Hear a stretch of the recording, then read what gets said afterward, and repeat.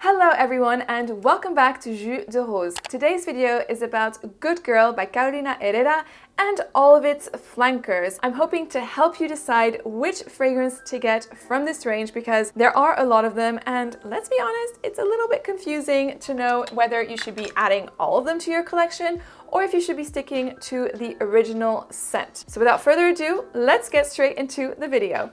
And before going into the individual fragrances, there are a few common characteristics to the Good Girl range. First off, it is a super sexy range. This is a staple amongst sexy fragrances for women, and it is a great going out evening fragrance. They all have this common creamy, edible, almondy character that makes it super addictive, and it's also very different to your typical floral fruity fragrances that you can find in pretty much like 90% of designer fragrances for women. It differentiates itself, and it certainly did when it first launched. All of the fragrances within the Good Girl range are also super long lasting and project like crazy. On my skin, these fragrances last around 12 hours plus, which is phenomenal, and everyone will be able to smell you because you have such a beautiful scent trail behind you when you wear this fragrance. So if this is important to you, if you want people to notice you with your scent, but also you can smell it throughout the day, then definitely this range is probably going to be for you, especially if you like your sweeter perfumes. And finally, the last point I want to make is with regards to the packaging. Yes, this looks like a shoe, a stiletto. I mean, you can think whatever you want with the packaging, but my point is about the atomizer, so the sprayer. It is fantastic and one of the best when it comes to designer fragrances. The spray diffuses the fragrance perfectly. I'm gonna spray it for you right now and just like listen to the sound as well. Music to my ears. So you have a perfect diffusion of the scent, which is great, and I personally find that to be a big bonus, but hey, that's just me. So let's start off with the first perfume, Good Girl. This launched in 2016, and it is the most opulent, creamy, and rich fragrance out of the entire range. You have main notes of cacao, tonka bean, so that's what's gonna give its creamy, almondy milkiness that is so distinctive to this range, and it is complemented with some sexy white florals, tuberose, and jasmine. This is your ultimate clubbing scent, or evening scent, or date night scent, if you will. It is super addictive. I mean, this shouldn't really be called Good Girl. This should be called Naughty Girl, because it has a cheeky, naughty side, which makes this fragrance very attractive. And when looking at other YouTube videos, men tend to really enjoy this perfume as well, which is always nice. I would recommend this eau de parfum to you ladies who like your sweeter, creamier notes. So when I mean sweet, I don't mean sweet in like a candy way or like a fruity way,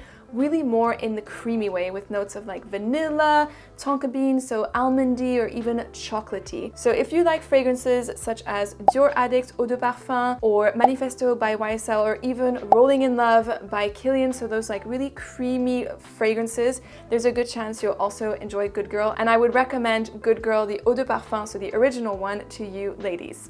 Now, if you like the DNA of the original Good Girl, but you find it to be too intoxicating, too thick and dense, this is where Good Girl Légère comes in, because this scent is a fresher interpretation of the original scent and is complemented with citrus to give it more lift and more lightness. So it's perfect if you want something that is not too much or too sweet or in your face, then I would recommend Légère. Do you need both of these fragrances in your collection? I wouldn't say so. It really depends on your personal preference. If you want something that is more intoxicating, go with the original, and if you want something that is a little bit more wearable and lighter, go for the Légère. In terms of how it smells, the two are super similar. Like, there's really not that much of a difference other than the fact that the Légère is fresher.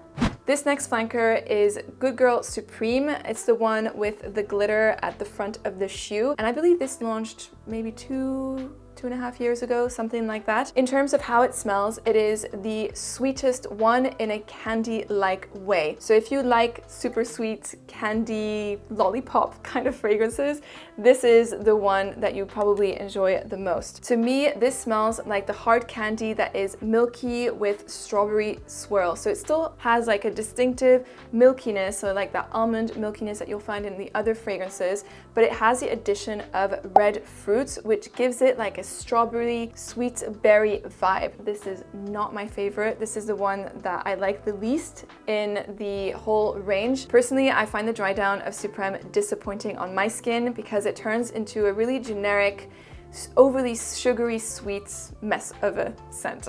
So I would not recommend this flanker. I don't think it adds much to any collection. So for me, this perfume is a pass and I would not recommend it.